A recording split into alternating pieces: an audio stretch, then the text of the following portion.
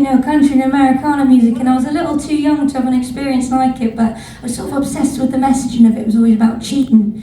You know, I always think, now I think of the Carrie song, and it was like, dug my key into the silence. Just in the car, like, yeah, I do, yeah, I do. But this is my version of that. It's a song called Good at It.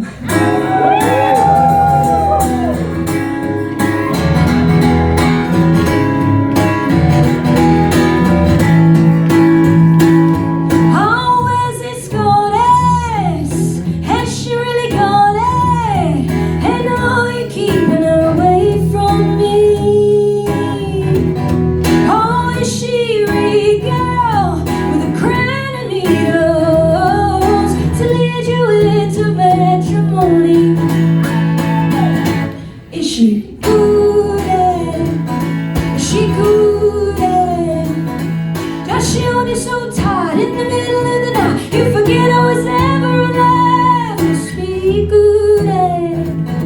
Is she good at it? Is she a saint? Is her skin made of gold?